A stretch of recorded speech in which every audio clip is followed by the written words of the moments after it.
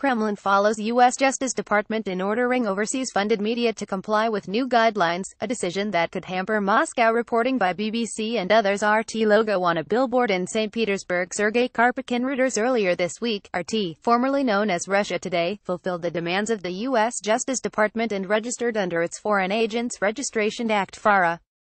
It was the endpoint of months of intense scrutiny into the state-funded outlet, but for Moscow it was only the beginning.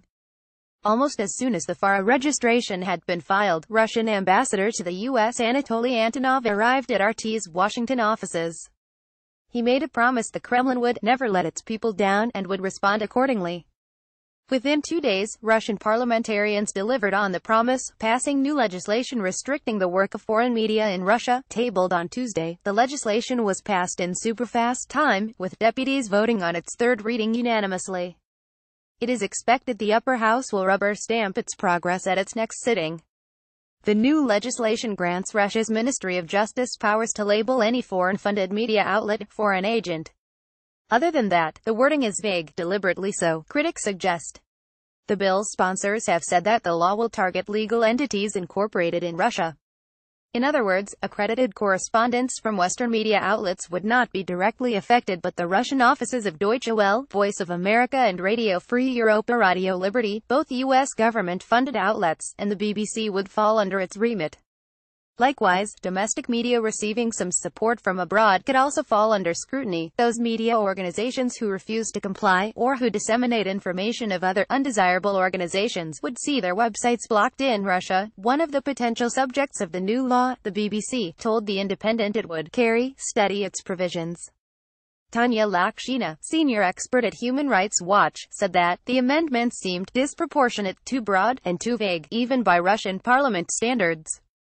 Unlike legislation requiring foreign-funded NGOs to register automatically, it appears the Kremlin intended to pick and choose the foreign media they want registered. She said, "The net has been cast as wide as possible," said Anna Kachkieva, media expert at the Higher School of Economics. How it will work in practice is anyone's guess. What follows from registration itself seems clearer, given the fact that a similar law has been in operation for NGOs since 2012.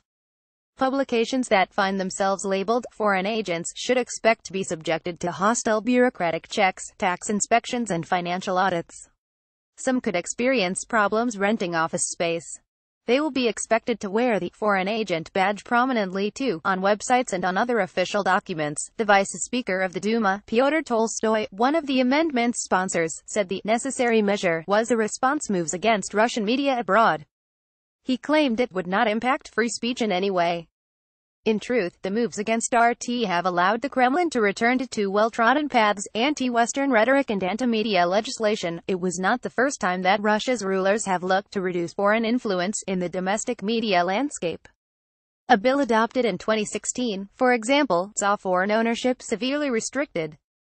Nor was it particularly unexpected, given the Kremlin's long-standing promise to respond asymmetrically to any moves against its interests. Given the predictability of the exaggerated response, some have questioned the wisdom of the original U.S. moves against RT.